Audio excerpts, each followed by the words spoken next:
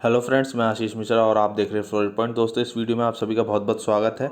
और इस वीडियो में हम कंटिन्यू करेंगे अपने प्रैक्टिस क्वेश्चंस की सीरीज़ को। और इसमें जो है हम आगे और 50 क्वेश्चन देखेंगे और ये जो है इस सीरीज़ में छठा वीडियो होगा, यानी कि सेट नंबर 6 होगा। और ये जो है RO UPPCS प्री GIC की जीके के लिए और जो जूनियर एडिट की जो भर्ती होनी है उसकी जीके में आपका सहयोग करेगा। ठीक है, तो चलिए शुरू करते हैं।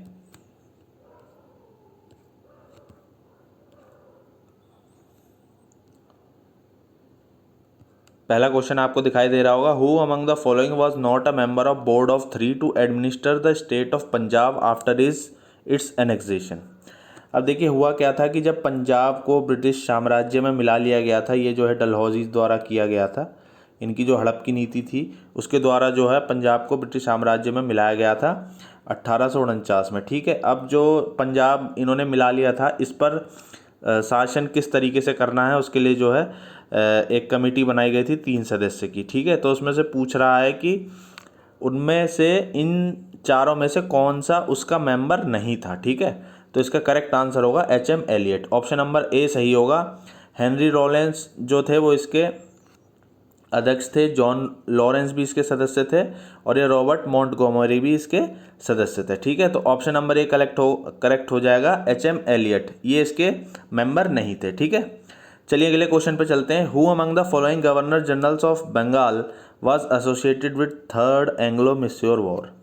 थर्ड एंग्लो मिस्योर वॉर की बात कर रहा है, तो आपके ऑप्शन है Warren Hastings, Lord Cornwallis, sir John Shore या लॉर्ड विलियम कैवेंडिश बेंटिक। तो आपका जो करेक्ट आंसर होगा वो होगा Lord Cornwallis. Option number B correct हो जाएगा। और ये जो थर्ड एंग्लो मिस्योर वॉर था ये जो है 792 में जो है ये ख़त्म हुआ था। किस ट्रीटी से ख़त्म हुआ था? ये जो है एक ट्रीटी की गई थी, ट्रीटी ऑफ श्रीरंगपट्टनम। ठीक है, उस ट्रीटी से जो है इसका समापन किया गया था। ठीक है, तो ऑप्शन नंबर बी करेक्ट होगा, लॉर्ड कॉर्नवालिस। आगे चलते हैं अगले क्वेश्चन की तरफ। विच one of the following is correctly matched. 4 option है, इसमें से कह रहा है कौन सा सही मैच है। एलन बोरो की बात करें तो एनेक्सेशन ऑफ अवध है, डलहौजी एनेक्सेशन ऑफ सिंध है, Wellesley fourth Anglo Mysore war या सर जॉन शोर थर्ड एंग्लो मराठा वॉर। ठीक है, इसमें अगर हम बात करें तो एलन बोरो जो है इसने जो है सिंध को एनेक्सेट किया था, डलहौजी ने अवध को किया था मिस एडमिनिस्ट्रेशन के बेसिस पे। और ये जो है गलत है, ऑप्शन नंबर सी। और ए भी गलत हो गया, बी भी गलत हो गया, तो हमारा सही ऑप्शन क्या होगा? Option number C, Lord Wellesley जो है वो फोर्थ एंग्लो मिस्योर वॉर से यानी कि चतुर्थ एंग्लो मिस्योर वॉर से संबंधित थे। ठीक है, अगले क्वेश्चन पे चलते हैं। अष्टप्रधान, अष्टप्रधान जो है वो किसकी काउंसिल ऑफ मिनिस्टर थी, किसके एडमिनिस्ट्रेशन में? तो ये आपका आंसर होगा मराठा एडमिनिस्ट्रेशन में। ऑप्शन नंबर बी करेक्ट होगा, मराठा एडमिनिस्ट्रेशन।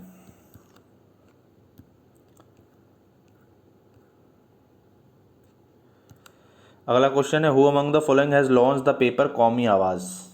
कौमी आवाज़, ठीक है, तो आपके ऑप्शन है मौलाना अबुल कलाम आज़ाद, जवाहरलाल नेहरू, शौकत अली या खलीकुज़्ज़मान। तो इसमें जो करेक्ट आंसर होगा वो होगा जवाहरलाल नेहरू। जवाहरलाल नेहरू ने कौमी आवाज़ का जो है लॉन्च किया था।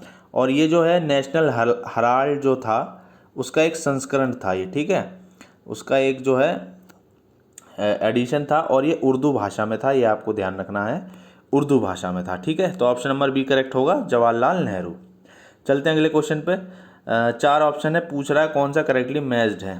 तो Bhagat Singh an introduction to the dreamland, Subhash Chandra Bose incarcerated life, Sachindra Nath Sanyal Indian struggle. देखिए इंडियन स्ट्रगल जो है ये सुभाष चंद्र बोस ने लिखा था और सचिंद्र नाथ सान्याल ने ये लिखा था इनकार्सरेटेड लाइफ, यानी कि इसको हिंदी में कहेंगे बंदी जीवन। क्या कहेंगे? बंदी जीवन। ठीक है, और ये तो गलत है, ये सही है। ऑप्शन नंबर ए हमारा सही होगा, an introduction to the dreamland, ये भगत सिंह के द्वारा लिखा गया था। ठीक है, आगे चलते हैं। The president of the Indian national Congress at the Lucknow session. Lucknow session 1916 में हुआ था INC का। इसकी अध्यक्षता किसने की थी? ये की थी अंबिका चरण माजुमदार ने। ऑप्शन नंबर डी करेक्ट होगा, अंबिका चरण माजुमदार। ये जो सेशन था ये 2 बातों के लिए महत्वपूर्ण था। एक तो जो हमारी कांग्रेस थी और जो हमारी मुस्लिम लीग थी, इसके बीच जो है समझौता हो गया था। और जो सूरत स्प्लिट हुआ था 1907 में, जो सूरत विभाजन हुआ था, उसमें जो उग्रवादी जो थे दल, उसको बाहर निकाल दिया गया था कांग्रेस से, उनको जो है इस सेशन में जो है वापस मिला लिया गया था। ठीक है, ये दो बातें इंपॉर्टेंट थी इस सेशन की। ठीक है, आगे चलते हैं। Which one of the following statements is not correct about Rabindranath Tagore. तो आज जब आप चारों ऑप्शंस को पढ़ेंगे तो आपको समझ में आएगा ऑप्शन नंबर डी जो है वो सही नहीं है। He favoured the economic aspects of the swadeshi movement. स्वदेशी आंदोलन के आर्थिक पक्ष का इन्होंने समर्थन नहीं किया था। ठीक है, तो ये गलत हो जाएगा। बाकी सब ठीक है। शिवाजी गुरु गोविंद सिंह को जो है इन्होंने नेशन बिल्डर बताया था, मानते थे। और many of his songs refute the heroism of Marathas, और he sang the glories of ancient India and its culture. ठीक है, ये इनकी रचनाओं में हमको पता चलता है। ऑप्शन नंबर डी करेक्ट होगा। चलते हैं अगले सवाल की तरफ जी। तो ये जनरल गदर था, गदर पार्टी का। ये कैसा जनरल था? मंथली था, फोर्टनाइटली था, वीकली था, डेली था? तो ये वीकली था। ऑप्शन नंबर सी करेक्ट होगा, वीकली जनरल। और ये जो है गदर पार्टी का ही था। ये गदर पार्टी जो है 1915 में बनाई गई थी, और ये जो है सोहन सिंह भाकना जो थे उनके द्वारा जो है ये बनाई गई थी। और इसका जो पहले नाम रखा गया था वो रखा गया था Hindustan association of Pacific coast. और उसके बाद जो है इसके जो पत्र था इसी से जो है प्रभावित हो गया, इसका नाम बदलकर गदर पार्टी रख दिया गया। ठीक है, अगले क्वेश्चन पे चलते हैं। Who among the following members of Simon Commission belong to Liberal Party. तो लिबरल पार्टी से जो बिलोंग करते थे वो थे हमारे सर जॉन साइमन। ठीक है, यही जो है लिबरल पार्टी को बिलोंग करते थे। साइमन कमीशन बनाया गया था जो 1919 का मॉन्टेग चेम्सफोर्ड जो रिफॉर्म था उसको जो है रिव्यू करने के लिए बनाया गया था। और इसमें जो है 7 मेंबर्स थे। ये आपको समझ में आना चाहिए, ये आपको याद भी रहना चाहिए। कितने मेंबर्स थे? 7 मेंबर्स थे। ठीक है, अगले क्वेश्चन की तरफ चलते हैं। In which of the following district of Uttar Pradesh parallel government was establish during quit India movement. ठीक है, तो ये जो है बलिया में बनी थी, सबको पता है। 1942 के समय पे चित्तू पांडे थे, उनके नेतृत्व में जो है ये बनी थी। ठीक है, चलिए अगले क्वेश्चन पे चलते हैं। इसके अलावा आप कमेंट सेक्शन में करके बताइए कहाँ कहाँ और बनी थी। मेरे को जहाँ तक जानकारी है बंगाल में बनी थी, एक बंगाल में भी बनी थी, और एक आपकी महाराष्ट्र में बनी थी। महाराष्ट्र में आपकी बनी थी सतारा में। कहाँ बनी थी? सतारा में। ठीक है, तो ऑप्शन नंबर सी इसका करेक्ट हो जाएगा, Ballia. The statement I want world sympathy in this battle of right against might is associated with.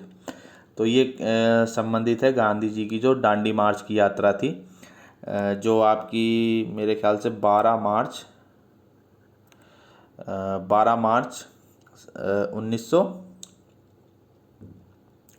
ये आपकी 12 मार्च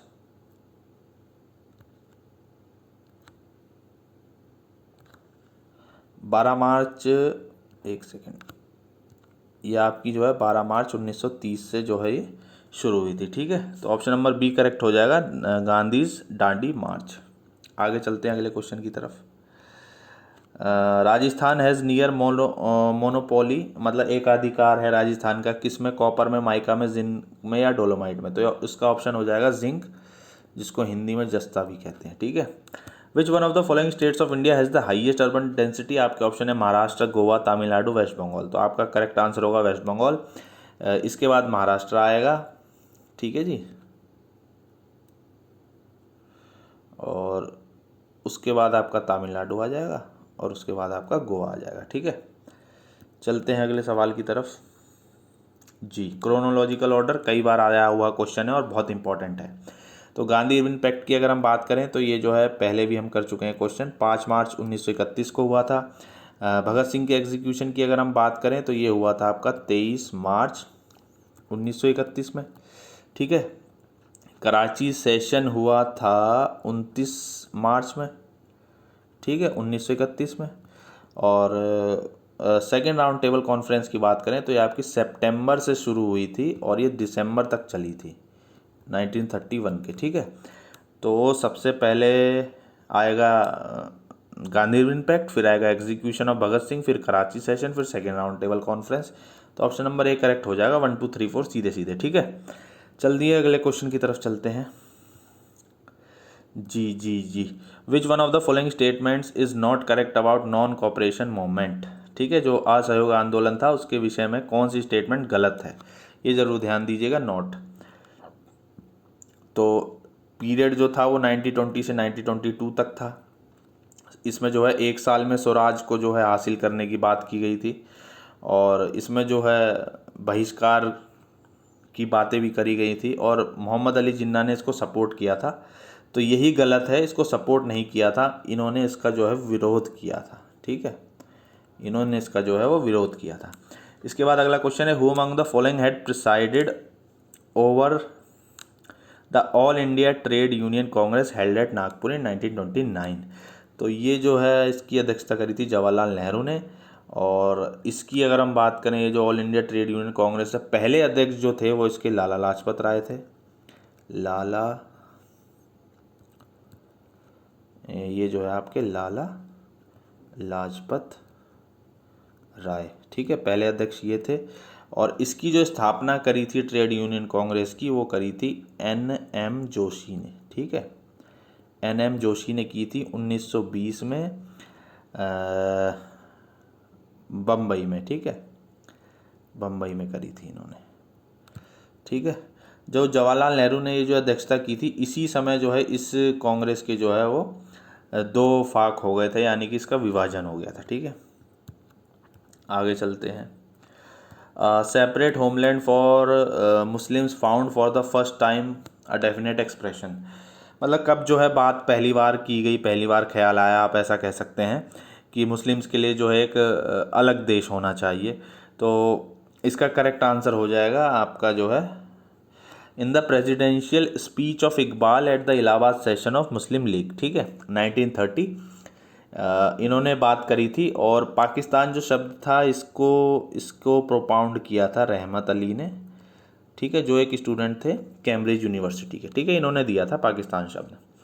इसके बाद है आज़ाद हिंद फौज डे कब मनाया जाता है, तो ये मनाया जाता है 12 नवंबर 1945 को। ठीक है, और आज़ाद हिंद फौज की स्थापना किसने करी थी, रास बिहारी बोस ने करी थी। किसने करी थी, रास बिहारी बोस ने करी थी। इसका ख्याल जो है वो आया था कैप्टन मोहन सिंह को। ठीक है, ख्याल आया था कैप्टन मोहन सिंह को, और स्थापना करी थी रास बिहारी बोस ने। ठीक है, आगे चलते हैं। The commander in chief of the Indian army during quit India movement. Quit India movement आपको पता होगा 1942 में चला था, और इसमें जो करेक्ट आंसर होगा वो होगा Lord Wavell. Option number A correct होगा, लॉर्ड वेवल। भगत सिंह का मेमोरियल कहाँ पर है, तो ये फिरोज़पुर है। फिरोज़पुर डिस्ट्रिक्ट है एक पंजाब में, और यहाँ ये जो है सतलज नदी के किनारे या सतलज नदी के तट पर जो है इनका वो बना हुआ है मेमोरियल। ठीक है, आगे चलते हैं। Who among the following has been described as the highest priest of communism. ये आपको समझ में आना चाहिए, Jawaharlal Nehru. Option number A correct होगा, जवाहरलाल नेहरू। ठीक है जी। इसके बाद है who among the following had oppose the burning of the foreign clothes during the non cooperation movement. तो जो कपड़े बहिष्कार किया जा रहा था बंगाल विभाजन की वजह से, उसके बाद जो है, ठीक है, तो जो अंग्रेज़ों द्वारा जो है आर्थिक रूप से जो शोषण किया जा रहा था, उसके चक्कर में जो बहिष्कार हुआ था, काफ़ी सारी चीज़ें थी। तो इसमें जो है रविंद्रनाथ टैगोर ने जो है जो विदेशी वस्त्र थे उनकी जो है बर्बादी को, उनको जो जलाया जा रहा था उसको जो है निष्ठुर बर्बादी कहा था। इन्होंने क्या कहा था कि ये जो है निष्ठुर बर्बादी है, और ये इसके पक्ष में नहीं थे। ठीक है, आगे चलते हैं। Who among the following had translated Hitopadesha into Persian. तो ये की थी तजुल माली ने की थी, और ये जो है अकबर के दरबार में थे ये। ठीक है, इसके बाद है in which of the following sufi orders music is prohibited. कौन से सूफी ऑर्डर में जो है म्यूज़िक जो समा है, जो म्यूज़िक कहा जाता है उसको, समा जो है उसको जो है विरोध किया गया है। तो ये किया गया है नक्शबंदिया में। ठीक है, नक्शबंदिया की अगर हम बात करें तो ये जो सिलसिला है इसके जो फाउंडर थे वो थे बहाउद्दीन नक्शबंदी। ठीक है, और ये जो है जितने भी सूफ़ी ऑर्डर हैं सब में ज़्यादा कट्टरपंथी जो थे, सबसे ज़्यादा कट्टर यही थे, नक्शबंदिया। और ये जो है जो अकबर थे उनकी जो उदारवादी नीति थी उसका भी विरोध करते थे ये लोग। और जो औरंगज़ेब थे वो इसके फॉलोअर थे। ठीक है, इस सूफ़ी ऑर्डर के जो फॉलोअर थे वो औरंगज़ेब थे। चलते हैं अगले क्वेश्चन की तरफ। Who among the following social reformers was known for proficiency in Sanskrit language, मतलब किसको बढ़िया संस्कृत लैंग्वेज आती थी। आपके ऑप्शन है दयानंद सरस्वती, ईश्वरचंद विद्यासागर, राजा राम मोहन रॉय या ऑल ऑफ द अबव। तो ये तीनों लोग ही जो है वो निपुण थे संस्कृत भाषा में, इसमें कोई दो राय नहीं है। ऑप्शन नंबर डी करेक्ट हो जाएगा।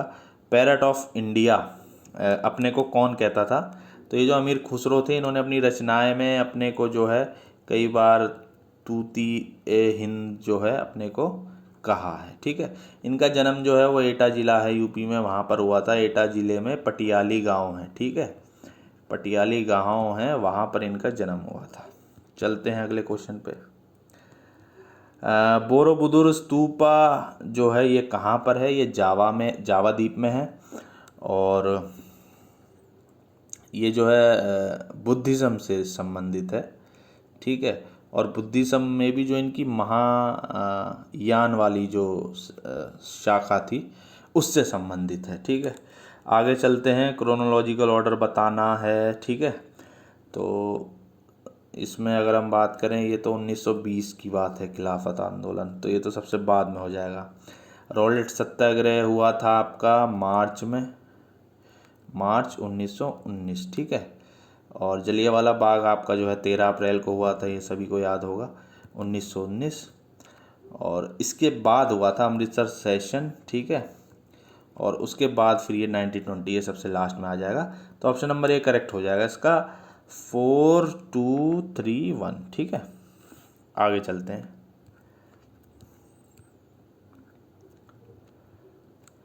विच one of the following provinces had the highest number of satyagrahis in Mahatma Gandhi Dandi march. तो ये तो सीधी बात है, साबरमती आश्रम से शुरू हुआ था गुजरात में, और 78 फॉलोअर थे इनके। ठीक है, 78 फॉलोअर थे, 78। ठीक है, अगले क्वेश्चन पे चलते हैं। The memoir entitle Bapu my mother, ये किसने लिखी थी, ये लिखी थी मनु बहन ने। ठीक है, ऑप्शन नंबर डी करेक्ट हो जाएगा, मनु बहन। अगले सवाल पर चलते हैं। हिंद स्वराज जो है महात्मा गांधी ने कौन से भाषा में लिखी थी, तो ये इन्होंने लिखी थी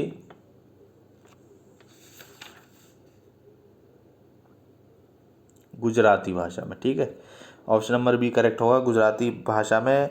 ये 1909 में जो है लंदन से साउथ अफ्रीका जा रहे थे पानी के जहाज़ के द्वारा, तो उसी समय इन्होंने जहाज़ पे ही ये लिखी थी। ठीक है, बायोग्राफर कौन है, कई बार आया हुआ है महात्मा गांधी का, सबको पता है, लुई फिशर। ठीक है, आगे चलते हैं।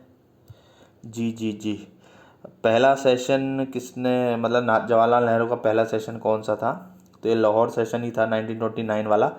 और इसमें जो है ये डिसाइड किया गया था कि 26 जनवरी को हर साल जो है वो स्वतंत्रता दिवस मनाया जाएगा। ठीक है, इंडिपेंडेंस डे जो है वो मनाया जाएगा 26 जनवरी को।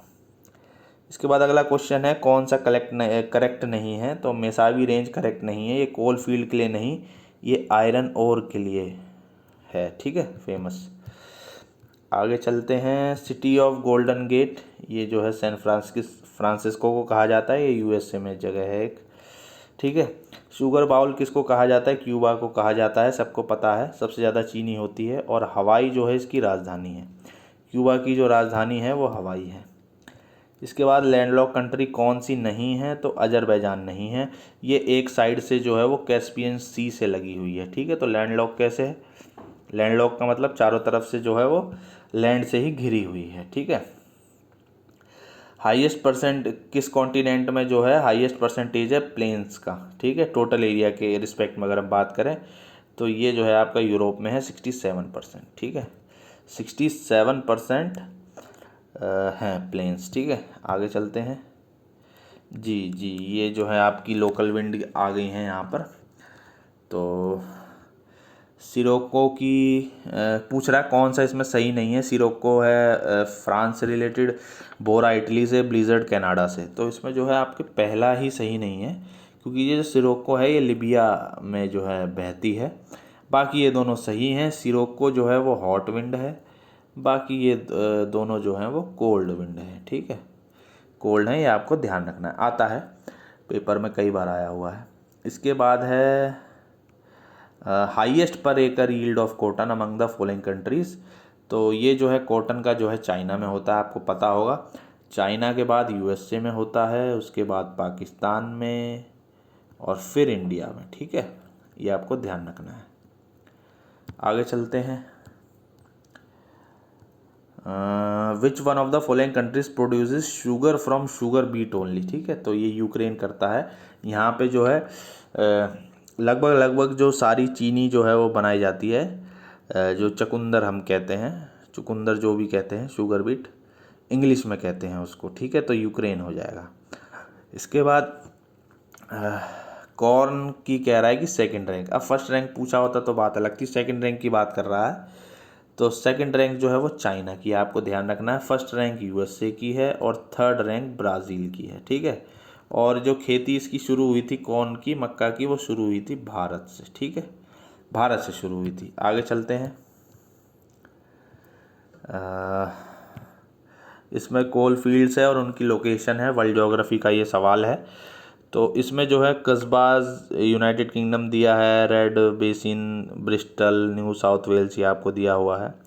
आपको मैच करना है। ठीक है, अगर आप जो है क्रिकेट मैच देखते होंगे तो आपको समझ में आता होगा कि न्यू साउथ वेल्स ऑस्ट्रेलिया में है, रेड बेसिन चाइना में है, कुस्बाज नाम से पता चल रहा होगा कि रशिया के अलावा और कहीं नहीं होना चाहिए, और ब्रिस्टल जो है वो यूनाइटेड किंगडम में है, सभी को पता है।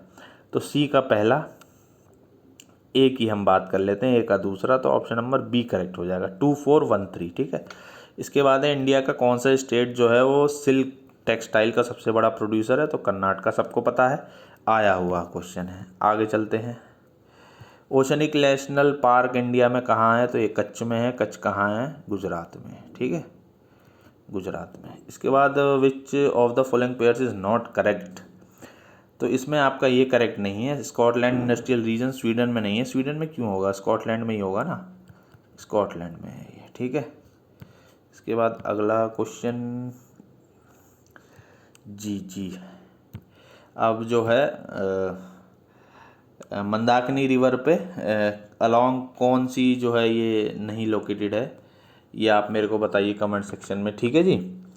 और इसके बाद पूछ रहा है कि 3 स्टेट हैं ये बनी थी, इनका जो है वो क्या है, मतलब क्रोनोलॉजिकल ऑर्डर क्या है। ठीक है, तो अगर हम बात करें तो सबसे पहले राजस्थान बना था, फिर महाराष्ट्र, फिर हरियाणा। राजस्थान की अगर हम बात करें तो ये 1956 में जो है बना था। महाराष्ट्र की बात करें तो ये 1960 में बना था, और हरियाणा की बात करें तो ये 1966 में बना था। ठीक है, ऑप्शन नंबर सी जो है वो हमारा करेक्ट हो जाएगा, ऑप्शन नंबर सी। आगे चलते हैं जी। ये शॉर्ट में लिखा है इंडियन इंस्टीट्यूट ऑफ क्रॉप्स और इनकी लोकेशन।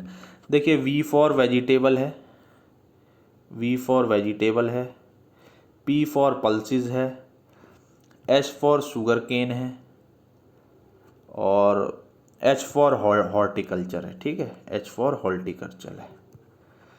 तो करना कुछ नहीं है इसमें, आपको कई बार आया हुआ ये पूछता ही है जो अनुसंधान केंद्र होते हैं। तो वेजिटेबल का बनारस में है, पल्स का कानपुर में है, दाल जो है शुगर केन का लखनऊ में है, और आपका हॉर्टिकल्चर जो है वो बेंगलुरु में है। ठीक है, तो इसी हिसाब से आप लगा लीजिएगा, आपका आंसर हो जाएगा। तो वेजिटेबल का बनारस, ए का तीसरा। ठीक है जी। इसके बाद सी का देख लेते हैं हम, शुगर केन, ये लखनऊ में होगा, सी का चौथा। तो ऑप्शन नंबर डी करेक्ट हो जाएगा, 3142। तो जी इस वीडियो में इतना ही। अगर ये वीडियो आपको पसंद आई हो तो लाइक करिएगा, अपने साथियों के साथ शेयर करिएगा, और आगे आने वाले वीडियो के लिए चैनल को सब्सक्राइब करिएगा। इस वीडियो में इतना ही, और वीडियो देखने के लिए आपका बहुत बहुत धन्यवाद। मिलते हैं अगली वीडियो में।